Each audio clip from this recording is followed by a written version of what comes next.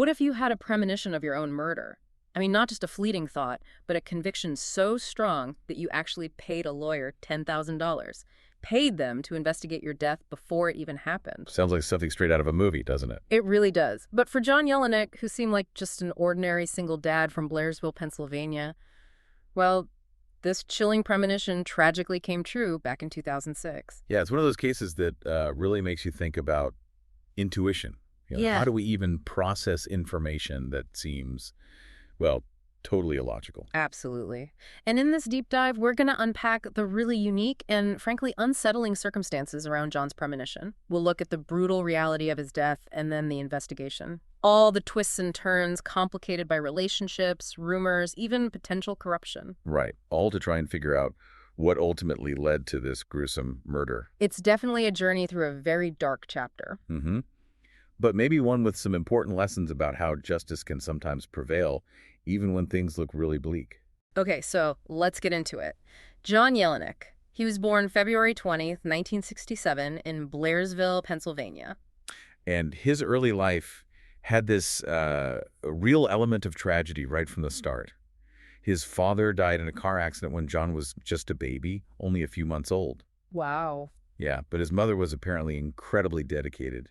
She worked hard to give him the best life she could. And John really seemed to make her proud. He was, consistently on the honor roll in school, made the dean's list in college. Then on to dental school. Right. And after he got his degree, he actually partnered with his own childhood dentist. The very person who inspired him in the first place. Exactly. They started a new practice together. And what's really interesting here is that John wasn't just any dentist. He specifically chose to work with kids, making them feel comfortable, maybe even excited about going to the dentist. That's quite a skill, especially for a pediatric specialist. Definitely. It paints a picture, doesn't it? Someone dedicated to making kids feel safe. But beyond his work, John was also described as, the life of the party. Yeah, apparently quite the storyteller.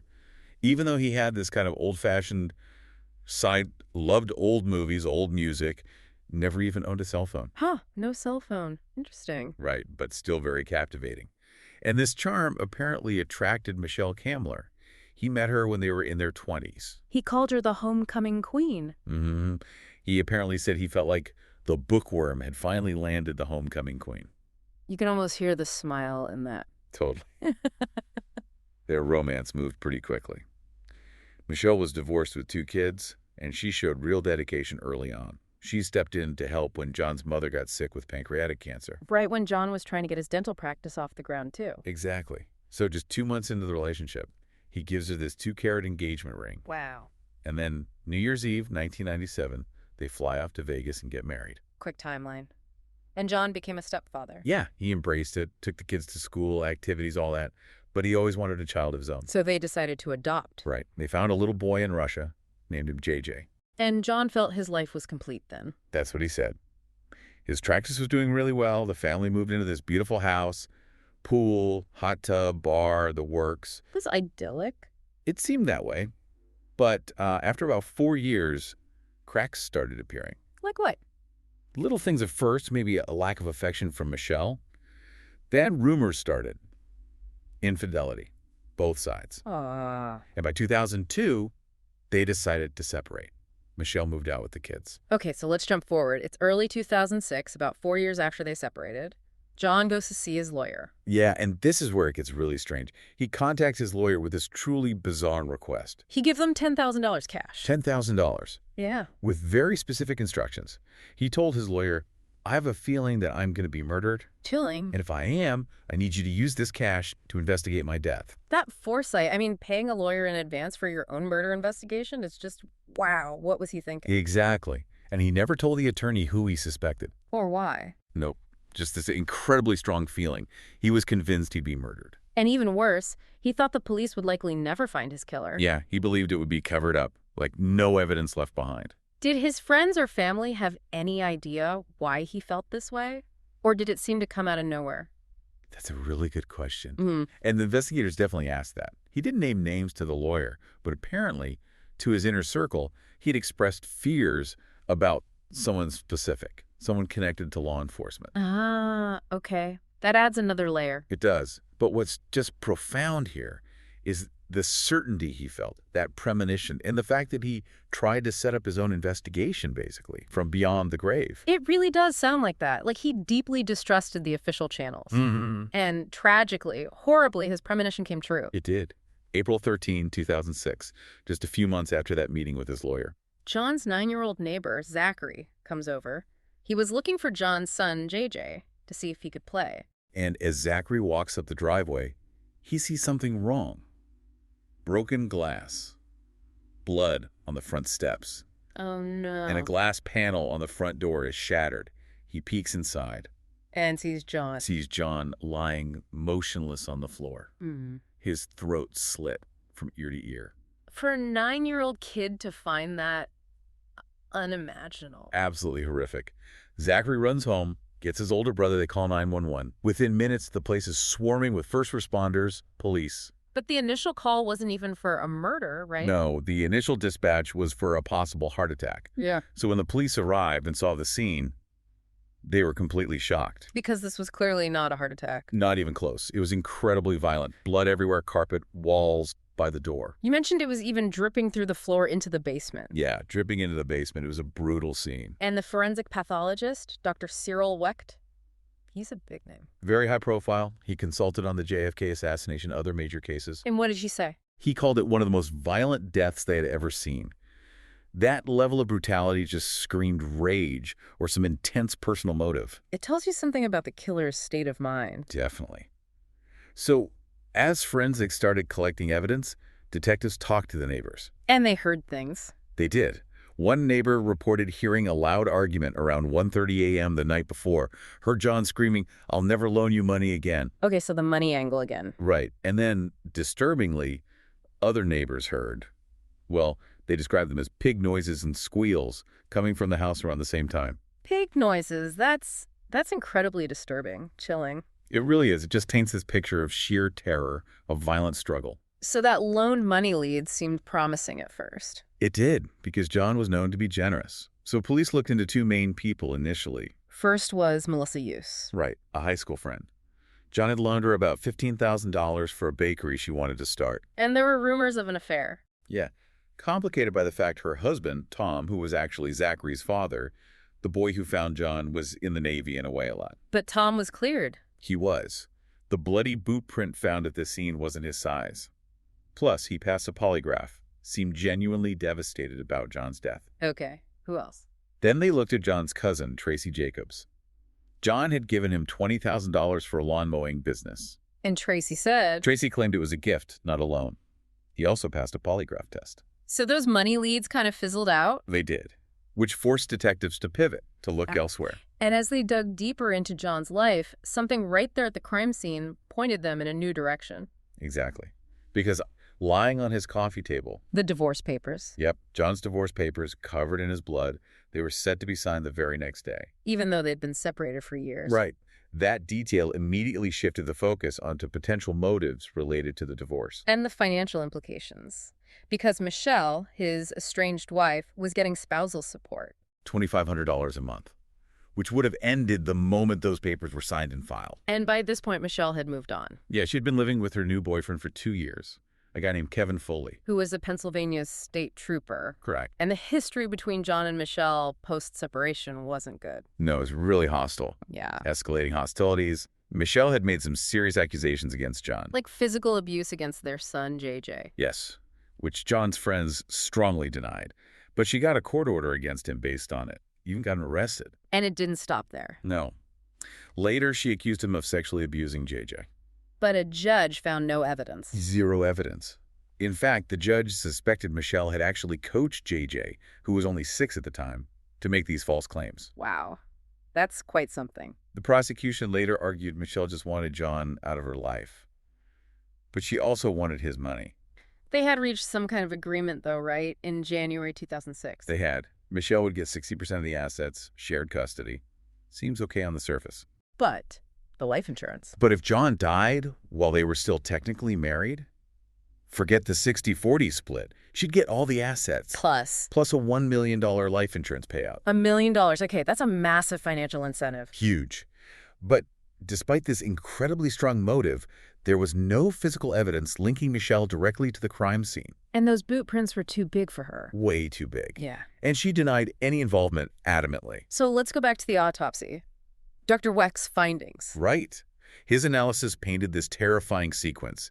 He believed John was chased through the house. His head shoved through that glass panel by the door. Exactly, causing massive, almost fatal neck injuries right there. And then the killer slit his throat with a long blade, 6 inches or more. And crucially, Dr. Weck said, He said the attacker had to be someone bigger than him. John was 6 feet tall. So, bigger than John, plus the large boot prints. It really started pointing heavily towards Michelle's boyfriend, the state trooper, Kevin Foley. Okay, and this is where Officer Janelle Lead comes in again. Yes. Remember, this was her first murder case. And she immediately felt something was off, like a conspiracy unfolding. Because her superiors told her not to look into Kevin Foley. Explicitly told her not to interview him, not to investigate him, a fellow state trooper. But she didn't listen. No, she basically went rogue. She secretly took John's fingernail cuttings from the morgue And hid them. stored them in the fridge at the Blairesville Borough Police Station. Didn't send them to the state lab like she was supposed to. Why? She said she wanted to protect the evidence. She suspected something was wrong with how the investigation was being handled right from the start. That's a huge risk for a junior officer. Incredible bravery, really. Meanwhile, red flags kept popping up around Kevin Foley. Like the mark on his forehead. Yeah, this big mark right after the murder. He claimed he got it playing hockey. Okay. Then, the state police, Foley's own colleagues, took over the investigation. They searched his car, the house he shared with Michelle. And found nothing. Claimed they found nothing. The case just went cold. Even though John's family and friends were basically screaming for them to investigate Foley. Shouting from the rooftops, as one source put it. But officially, nothing. This goes right back to John's fear, doesn't it? His premonition. Absolutely. Yeah. He'd told a friend he was being threatened by someone in the police force. And that he feared his death would be covered up. Exactly. And that friend, he told, happened to be involved in local politics. Ah, so they took it higher up. They took the case to the Pennsylvania Attorney General's office, asked them to take a fresh look. And what did the AG's office find? They reviewed the case files and immediately saw problems. Big problems. It strongly suggested some sort of police corruption, or at the very least, major obstruction. What kind of problems? Well, for one, they found interviews with Kevin's own co-workers, fellow troopers, Saying what? saying Kevin Foley hated John, that he wished John would die a horrible death. Sometimes, apparently, it was the first thing out of his mouth in the morning. Wow, that's pretty damning. Extremely. But guess what wasn't in the files? Let me guess. An interview with Kevin Foley himself. Not a single one. A glaring omission for someone who should have been a prime suspect. Okay, so the AG's investigation starts putting the pieces together against Foley. What did they have? Well, first, there was surveillance footage. 2 convenience stores near John's house, Showing what? showing a truck belonging to be Kevin's around 1:00 a.m. That's about 30 minutes before those awful pig noises were heard. Was it definitively his truck? An FBI specialist looked at it, found similarities but also some differences. So it wasn't like a smoking gun on its own. Suggestive, but not definitive. Okay, what else? The boots. This was huge. The bloody boot prints at the scene matched Foley's size. Yes, but more than that. The brand, AS6, was a limited edition. You couldn't just buy them in stores in Western PA. So how did Foley get them? Well, this brand had a special law enforcement purchase program. Police and firefighters could order directly. And records showed. Records confirmed Kevin Foley had purchased a pair of these exact special edition shoes before John's death. The tread matched, the size matched. That's pretty incriminating. Very. A major piece of the puzzle. And then the final nail in the coffin, so to speak. Officer Lead's fingernail clippings. The one she hid in the fridge. They finally got tested. Yes. Sent off to an FBI crime lab. The initial DNA results came back. What'd they show? They showed only a 1 in 3,000 chance that the DNA found under John's fingernails does not belong to Kevin Foley. Pretty good odds already. Very good. But by the time the trial happened, DNA technology had improved even more. So they retested. Well, the analysis became more refined. The odds improved dramatically. It became a 1 in 189 billion chance that it's someone else's DNA. 1 in 189 billion. That's irrefutable. That's the definition of a smoking gun in DNA terms. Truly undeniable evidence. So with that, Kevin Foley was arrested. Yep. September 27, 2006. His trial started in March 2009. And the prosecution laid out their case. Their theory was pretty straightforward. Kevin went to John's house that night, probably to bully him about the divorce, maybe the spousal support ending. A fight breaks out. Things escalate violently. John is chased, attacked, and brutally murdered. What did the defense argue? They tried to poke holes in the evidence, especially the DNA tech, which was still relatively new in some ways back then. They brought up the old loaning money suspects again. Tried to pin it on someone else. Yeah, even tried to suggest another incarcerated person might be involved. But honestly, compared to the DNA in the boots, their case seemed pretty weak. And it got weaker. Much weaker. Especially with the testimony from one of Kevin's own friends, a fellow trooper. What did he say? He testified that Kevin had actually asked him to help him kill John. Asked a fellow officer to help commit murder. That's what the friend testified to. Just shocking. And then Kevin Foley himself testified. It did. Took the stand in his own defense. Insisted he was innocent. How did he explain the threats? Wishing John dead, asking for help. He claimed he just had a sixth sense of humor. Said he made off-color jokes all the time, but never meant any of it. Never intended to act on it. Did the jury buy it? Well, first, it's notable who didn't appear in court. Michelle Cameler. Yeah. Never showed up during the entire 2 weeks of testimony, despite being central to the motive. Interesting. So the verdict? After deliberating for over 6 hours, the jury came back. Guilty. Guilty of first-degree murder. Kevin Foley was sentenced to life behind bars. And Michelle, what happened to her? She was never charged with anything related to John's death. After the trial, she took the 3 kids, including JJ, and moved away to Georgia. Did she get the life insurance money? The $1 million? The sources we looked at don't explicitly confirm it, but the implication is strong that yes, she likely did receive it since they were still married when he died. Wow. So some people still think she was involved or manipulated Kevin. There's definitely speculation out there. But she denies it, and crucially, investigators never found enough evidence to charge her. It all comes back to John in the end, doesn't it? That final request he made to his lawyers. Yeah, with that $10,000 he gave him. The most important instruction wasn't about the investigation. It was about his son. It was. Make sure JJ knows how much I love him. Just heartbreaking. It really is. John Yelanick's case. It's such a powerful, disturbing example of a premonition coming true. And an investigation that needed these extraordinary measures, like Officer Lead hiding evidence. Yeah. Just to overcome the obstacles and, well, apparent obstruction. It really makes you think, doesn't it? How do any of us interpret those really strong gut feelings, those internal warnings, especially when they seem to defy logic? Yeah, and what's our responsibility when someone voices that kind of fear of their own death?